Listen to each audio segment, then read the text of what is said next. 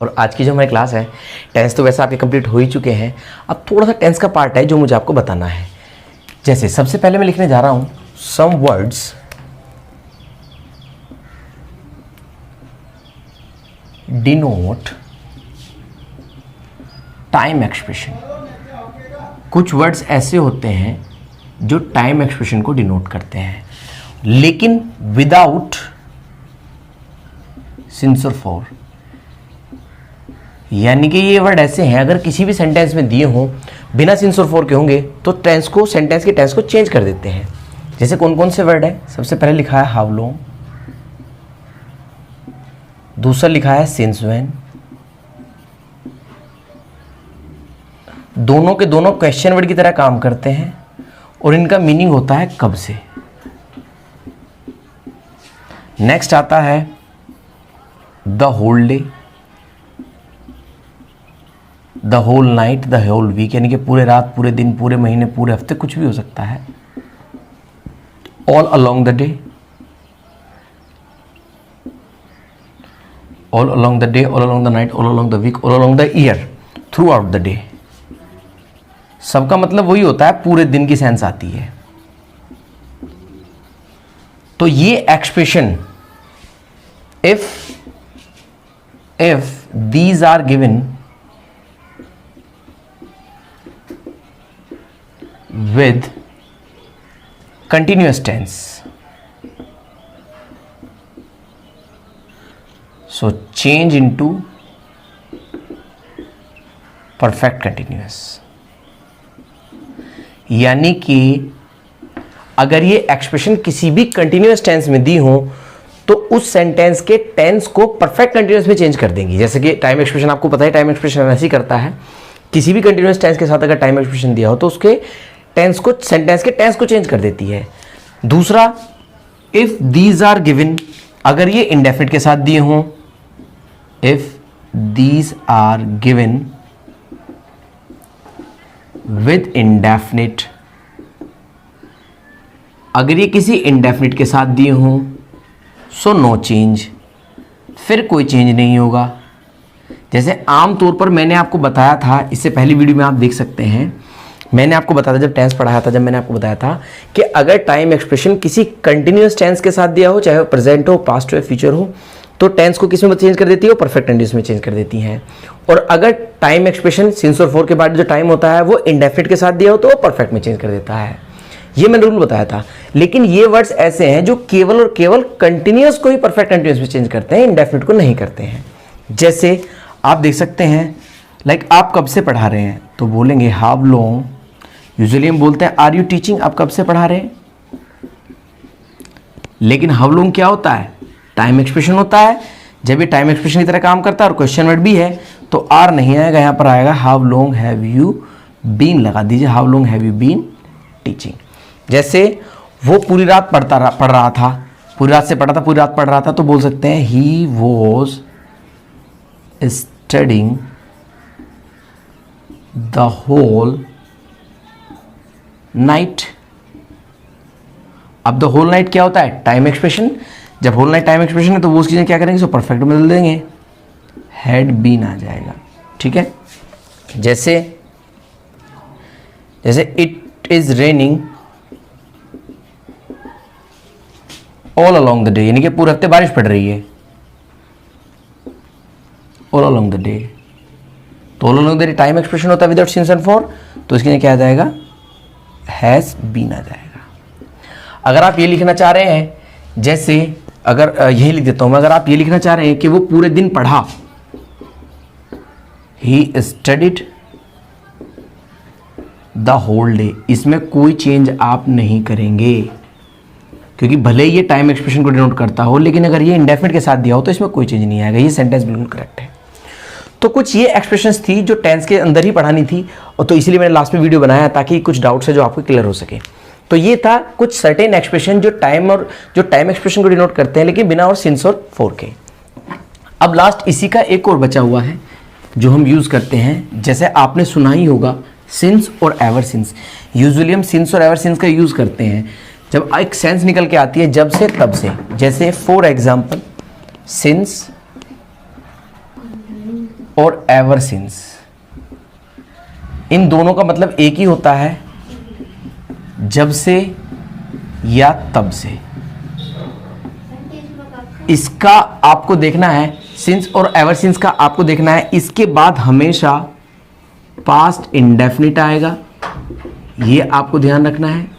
और इससे पहले हमेशा या तो आएगा प्रेजेंट परफेक्ट, या तो प्रेजेंट परफेक्ट आएगा, या फिर प्रेजेंट परफेक्ट कंटिन्यूअस आएगा। ये ध्यान रखना। इसके बाद हमेशा पास्ट इंडेफिनिट और इससे पहले हमेशा प्रेजेंट परफेक्ट या प्रेजेंट परफेक्ट कंटिन्यूअस। जैसे जब से आपको कोई चीज, वो बोल सकते हैं सर जब से मैंने आपको कोचिंग ज्वाइन किया तब से मैं इंग्लिश बोल रहा हूं, तो बोलेंगे आई एम स्पीकिंग इंग्लिश। आप यहां पर सिंस भी लिख सकते हैं, एवर सिंस भी लिख सकते हैं। I am speaking English since I joined your coaching, यानी कि जब से आपको कोचिंग ज्वाइन किया है मैं इंग्लिश बोल रहा हूं। तो सिंस के बाद सबसे पहले तो सिंस के बाद वाला सेंटेंस देखिए आप, ये बाद में बात करेंगे। सिंस के बाद वाला सेंटेंस पास्ट इंडेफिनिट है। पास्ट इंडेफिनिट की पहचान क्या होती है? सब्जेक्ट डायरेक्ट मेन वर्ब के बाद सेकंड फॉर्म आ जाती है। तो सब्जेक्ट की मेन वर्ब के बाद सेकंड फॉर्म आ गई तो इसमें तो कोई प्रॉब्लम है नहीं। अब हमें देखना पड़ेगा, हाँ ये प्रेजेंट कंटिन्यूअस दिया हुआ है तो क्या करना पड़ेगा? प्रेजेंट परफेक्ट कंटिन्यूअस में चेंज करना पड़ेगा अकॉर्डिंग टू सेंस। तो हैज बीन आ जाएगा यहाँ पर, सॉरी हैव बीन आ जाएगा यहाँ पर। I have been speaking English since I joined your college. अच्छा, इसको ऐसा भी हो सकता है सिंस या एवर सिंस लिख दो, since I joined your coaching.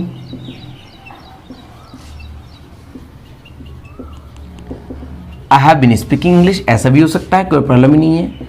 जरूरी नहीं है कि हमेशा इसी तरह लिखा मिले, आपको इस तरह से मिल सकता है। I have been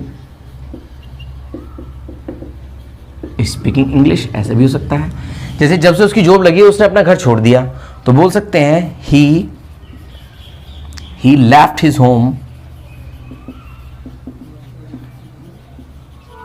since he got the job. जब उसकी जॉब लगी तब से उसने अपना घर छोड़ दिया है। तो आप देखिए सिंस के बाद वाला सेंटेंस देखिए, ये तो पास्ट इंडेफिनिट में, क्यों? क्योंकि सेंटेंस सब्जेक्ट के बाद सेकंड फॉर्म आ रही है। लेकिन ये किस में है? ये भी पास्ट इंडेफिनिट में है। तो अब आप ये मत करना कि इसको आप पास्ट इंडेफिनिट को किसी और में चेंज कर दें या प्रेजेंट परफेक्ट कंटिन्यूअस में चेंज कर दें। नहीं, अगर पास्ट इंडेफिनिट है तो प्रेजेंट परफेक्ट में ही चेंज करेंगे। So since he has left his home, ये आप ध्यान रखेंगे। यानी कि अगर एक्शन गोइंग ऑन होगा तो कंटिन्यूअस में चेंज कर देंगे परफेक्ट कंटिन्यूअस में। अगर एक्शन गोइंग ऑन नहीं है तो इसे सिंपल प्रेजेंट परफेक्ट में ही हम चेंज करेंगे। ये आप ध्यान रखेंगे। जैसे एक दो सेंटेंस वो देख सकते हैं, लाइक जब से उसकी शादी हुई उसने अपना गांव छोड़ दिया तो बोल सकते हैं he has left his home his village since he got married. इस तरह से बोल सकते हैं। जब से आपसे मिला हूं मैं बहुत खुश हो गया हूं। I have become happy since I met you, ऐसा बोल सकते हैं। तो ये कुछ सेंटेंसेस थे जो आपको देखने टेंस के अंदर ही आते हैं। तो आज देखते हैं कौन कौन सी वर्ब्स हैं जो हमें कंफ्यूज करती हैं थोड़ा सा। चलिए देखिए, अगर मैं वर्ब्स की बात करूं तो वर्ब्स को दो पार्ट में डिवाइड किया गया है।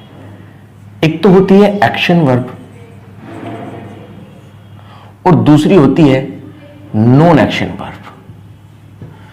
एक्शन वर्ब और नॉन एक्शन वर्ब। देखिए एक्शन वर्ब क्या होती हैं? एक्शन वर्ब वो होती हैं जो वर्ब से आपको लगे कि हाँ ये डिनोट करती है, काम करना दिखाती है। मैं इसकी डेफिनेशन लिख सकता हूं, जो वर्ब काम करना दर्शाए, जो वर्ब है कार्य करना दर्शाती है। यानी कि जिस वर्ब को अगर आप देखते हैं, जिस वर्ब को अगर आप यूज करते हैं तो आपको लगता है कि हाँ कुछ ना कुछ काम हो रहा है, तो ये वर्ब्स होती हैं। जैसे अगर मैं बोलूं टीच, जैसे मैं पढ़ा रहा हूं तो कोई भी कह सकता है हाँ पढ़ाने का काम हो रहा है। टीच है, प्ले है, खेल है, तो ये भी एक काम है। डांस है, राइट है, कुक है, बहुत सारी वर्ब्स होती हैं। तो जो वर्ब काम करना बताती है, काम करना दर्शाती है, वो हमारी एक्शन वर्ब कहलाई जाती है। और एक्शन वर्ब जो होती है can be used in any tense, यानी कि वो किसी भी टेंस में यूज हो जाएगी, चाहे वो इंडेफिनिट हो, कंटिन्यूअस हो, परफेक्ट हो, परफेक्ट कंटिन्यूअस हो। ठीक है, जैसे मैं पढ़ाता हूं आई टीच, नो प्रॉब्लम। मैं पढ़ा रहा हूं I am teaching, no problem हो जाएगी। मैं पढ़ाऊंगा आई विल टीच, यानी कि किसी भी वर्ब्स में किसी भी टेंस में यूज हो सकती हैं। तो इनके यूज तो आपको पता ही होगा कि वर्ब्स हैं, एक्शन वर्ब्स होती है, कहीं भी हम इनका यूज कर सकते हैं। अब जो इस क्लास का टॉपिक है आज का, जो सबसे इंपॉर्टेंट टॉपिक है, that is called non action verb. आज हम इनके बारे में पढ़ेंगे, नॉन एक्शन वर्ब क्या होती है। देखिए नॉन एक्शन वर्ब, इसको हम लिंकिंग वर्ब भी बोलते हैं ग्रामर के पॉइंट ऑफ व्यू से, इसको आप लिंकिंग वर्ब भी बोलते हैं, स्टेटिव वर्ब्स भी बोलते हैं, काफी सारे नाम हैं इन वर्ब्स के। तो नॉन एक्शन वर्ब सबसे पहले देखते हैं होती कौन कौन सी है। देखिए सबसे पहले मैं लिखूंगा बी और इसी का पार्ट होते हैं इज, एम, आर, और पास्ट में ये वर हो जाता, वोज हो जाता है और ये वर हो जाता है। ये वर्ब्स हो जाती है। नेक्स्ट आता है लुक है, सीम है, अपीयर है, और लव है, like, hate, remember, know, stand, have, taste, smell, बहुत सारी वर्ब्स होती हैं, काफी वर्ब्स हैं, तो नॉन एक्शन वर्ब कहला जाती हैं। इसमें आ जाता है नो, फॉरगेट। तो ये वर्ब्स होती हैं जो काम करना नहीं दर्शाती हैं, यानी कि इन वर्ब्स को अगर हम यूज करते हैं तो ये कोई भी काम नहीं बताती हैं। जैसे अगर मैं सेंटेंस लिखता हूं, मैं आपको जानता हूं, आई नो यू, तो सेंटेंस अपने आप में कंप्लीट है। और या तो मैं आपको जानता हूं, और अगर मैं बोलूं मैं आपको नहीं जानता, आई डोंट नो यू। अगर मैं आपको जानता हूं, आई नो यू, अगर मैं आपको नहीं जानता, आई डोंट नो यू। या तो जानता हूं या फिर नहीं जानता, आप यहां कुछ और ऐड नहीं कर सकते। और दूसरी बात यह है कि यहां पर अगर मैं आपको जानता हूं तो क्या दिमाग मेरा कोई काम कर रहा है, क्या मैं कुछ काम कर रहा हूं? कई बार हमें लगता है कि हाँ दिमाग हमारा सोचता है, ये सोचता है, नहीं। अगर आप किसी को जानते हैं तो इसका मतलब जानते, नहीं जानते तो नहीं जानते। तो यहां पर ये वो वर्ब होती है जो काम करना नहीं दिखाती है। जैसे आई लाइक माई बाइक, मुझे अपनी बाइक पसंद है, तो मुझे अपनी बाइक पसंद है, क्या ये कोई काम हो रहा है? नहीं, ये कोई काम ही नहीं है। कुछ बच्चे बोलते हैं कि हाँ काम होता है, नहीं होता है, लेकिन सिंपल है, ये वर्ब्स होती हैं जो काम करना नहीं दर्शाती हैं। अब इनके कुछ रूल्स आते हैं जो हमें देखने हैं। देखिए जो नॉन एक्शन और लिंकिंग वर्ब्स होती हैं, इनके रूल्स जो हमें समझने हैं, only used with indefinite and perfect, not with continuous and perfect continuous। यानी कि वो वर्ब्स होती हैं जो केवल और केवल हम या तो इंडेफिनिट में यूज कर सकते हैं या फिर इनको परफेक्ट में यूज करेंगे। प्रोग्रेसिव एक्शन में यानी कि कंटिन्यूअस होता है प्रोग्रेसिव एक्शन में या परफेक्ट कंटिन्यूअस हम इनका यूज नहीं कर सकते हैं, केवल और केवल इनका यूज करते हैं इंडेफिनिट परफेक्ट में। यानी कि अगर मैं बोल रहा हूं आई एम टीचिंग तो ठीक है, लेकिन अगर मैं बोल दूं आई एम लाइकिंग यू, तो ये सेंटेंस गलत हो जाएगा। ये सेंटेंस स्पोकन में भी गलत है और ये सेंटेंस ग्रामर में भी गलत है, एग्जाम में भी गलत हो जाता है ये। अगर आप इनका यूज प्रोग्रेसिव एक्शन में करते हैं तो ये गलत माना जाता है, आप चाहे एग्जाम हो या फिर स्पोकन हो। जैसे अगर आप बोलते हैं आई एम नोइंग हिम, मैं उसको जान रहा हूं, तो हिंदी में तो शायद आप बोल सकते हैं ऐसे कि मैं उसको जान रहा हूं, लेकिन इंग्लिश में ये सेंटेंस गलत माना जाता है। सिंपल इसके लिए हम लिखते हैं आई नो हिम, ये करेक्ट माना जाएगा। तो आपको ध्यान रखना है। अब सवाल ये उठता है, जो मैंने नॉन एक्शन वर्ब्स लिखाई हैं उनमें से कुछ वर्ब्स एक्शन होती हैं और कुछ वर्ब नॉन एक्शन भी होती हैं, बट उनका मीनिंग डिफरेंट हो जाता है। जैसे सबसे पहले वर्ब अगर मैं लिखूं तो that is called have. Have ये एक्शन वर्ब भी होती है, ये नॉन एक्शन वर्ब भी होती है। अब एक्शन वर्ब कब होती है? जब इसका मतलब खाने पीने की सिचुएशन से आ जाए, यानी कि जब ये ईट की जगह यूज होती है तो तब हम हैव को एक्शन वर्ब की तरह यूज कर सकते हैं। और जब कोई चीज पास होना या रखने की सेंस आ जाए, कोई चीज आपके पास है, पास होना है, पास रखना, उसके लिए नॉन एक्शन वर्ब होती है। जैसे मैं पिज्जा खा रहा हूं, आई एम हैविंग पिज्जा, तो यहां खाने पीने की मतलब है, तो यहां एक करेक्ट माना जाता है। लेकिन अगर आप ये बोलते हैं I am having a bike, तो ये सेंटेंस गलत माना जाता है। ग्रामर के पॉइंट ऑफ व्यू से तो गलत है, गलत तो स्पोकन के पॉइंट ऑफ व्यू से भी, लेकिन स्पोकन में थोड़ा बहुत ही चल सकता है, नो प्रॉब्लम। लेकिन आपको नहीं बोलना, कोशिश ये करना कि आप क्या बोलें, आई हैव अ बाइक, मेरे पास एक बाइक है। इसी तरह से दूसरी वर्ब है, जैसे अगर मैं बात करूं, दूसरी वर्ब होती है लुक। देखिए लुक के दो मीनिंग होते हैं। लुक का मतलब यूजुअली हम सोचते हैं लुक का मतलब होता है देखना, लुक का मतलब देखना नहीं होता, लुक का मतलब होता है दिखना। तभी तो हम बोलते हैं यू आर लुकिंग स्मार्ट, आप स्मार्ट देख रहे हैं, आप स्मार्ट दिख रहे हैं, नहीं आप स्मार्ट दिख रहे हैं। तो और लुक एट जो बन जाती है फ्रेजल वर्ब, इसका मतलब होता है देखना। ठीक है, तो जब ये दिखने की सेंस आए तो ये होती है नॉन एक्शन वर्ब, और जब ये देखने की सेंस आए तब होती है एक्शन वर्ब। जैसे आप स्मार्ट लग रहे हैं, तो इसमें आपने कुछ काम किया नहीं, मेकअप किया तो डूइंग मेकअप आएगा। आप अच्छे लग रहे हैं, आप स्मार्ट दिख रहे हैं, आप ब्यूटीफुल लग रहे हैं, तो ये नॉन एक्शन वर्ब होती है, क्योंकि आपने कोई काम नहीं किया उसमें। मेकअप किया तो आई एम डूइंग मेकअप आएगा, इसलिए नॉन एक्शन वर्ब मानी जाती है। तो यू आर लुकिंग स्मार्ट नहीं आएगा, सिंपल इसके लिए आएगा यू लुक स्मार्ट। यूजुअली हम बोलते हैं you are looking beautiful, you are looking smart, लेकिन आपको नहीं बोलना है यू लुक स्मार्ट ही चलता है। कुछ बच्चे पूछते हैं सर मूवीज वगैरह हमने देखा है, हाँ मूवीज वगैरह में दिखता है। स्पोकन में तो ये चीजें चल सकती हैं, लेकिन ग्रामर के पॉइंट ऑफ व्यू से और एग्जाम में 100% रोक होती हैं। लेकिन जो अच्छे स्पीकर्स होते हैं वो भी यू लुक स्मार्ट ही बोलते हैं, ना कि यू आर लुकिंग स्मार्ट। लेकिन फिर भी अगर आ जाता है, आप बोल लेते हैं यू आर लुकिंग स्मार्ट, तो स्पोकन में चल जाता है, लेकिन ग्रामर में इसका ध्यान रखना। और अगर बोले I am looking at you,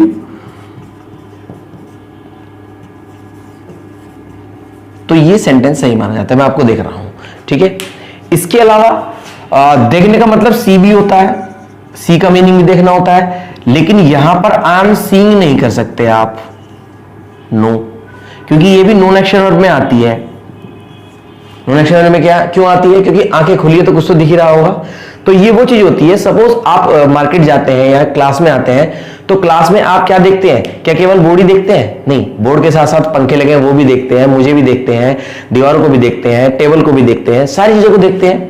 तो आंखें खुली है, कुछ तो दिखाई, इसमें हम कोई काम नहीं कर रहे हैं, इसीलिए नॉन एक्शन वर्ब मानी जाती है।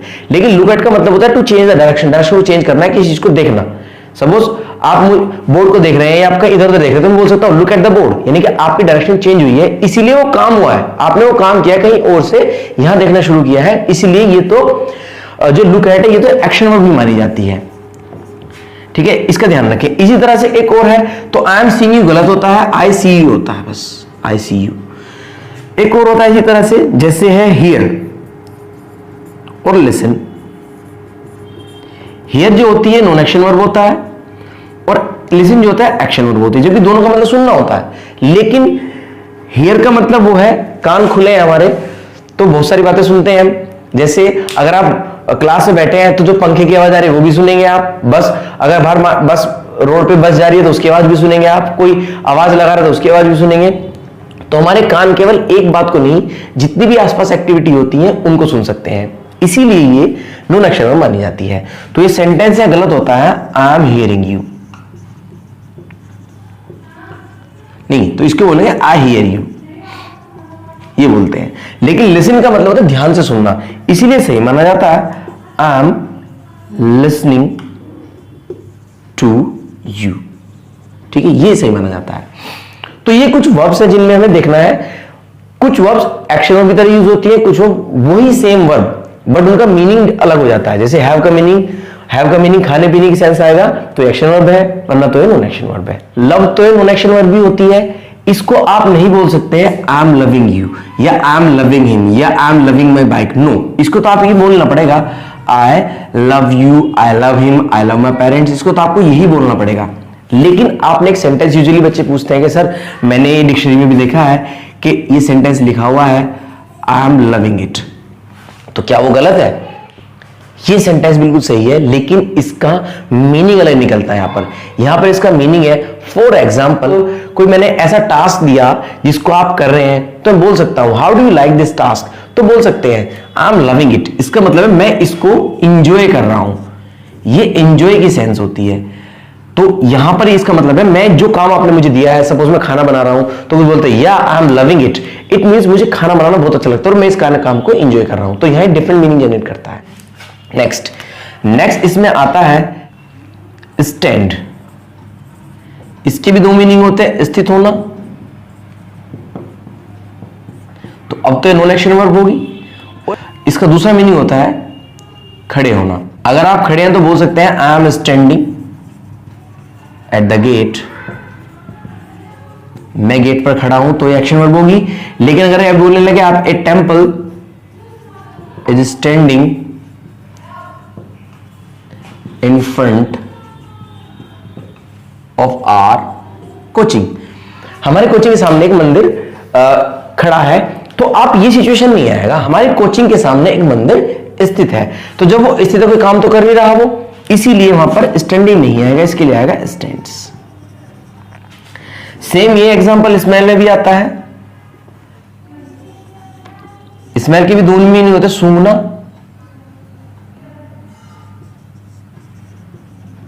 सूंघना तो एक्शन वर्ब होती है, और एक होता है सुगंध देना, सुगंध होना।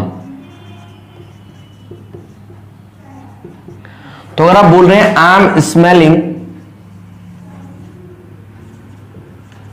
द फ्लावर्स, मैं फूल को सूंघ रहा हूं, तो इसका मतलब क्या है कि आप काम कर रहे हैं, सूंघने का काम कर रहे हैं।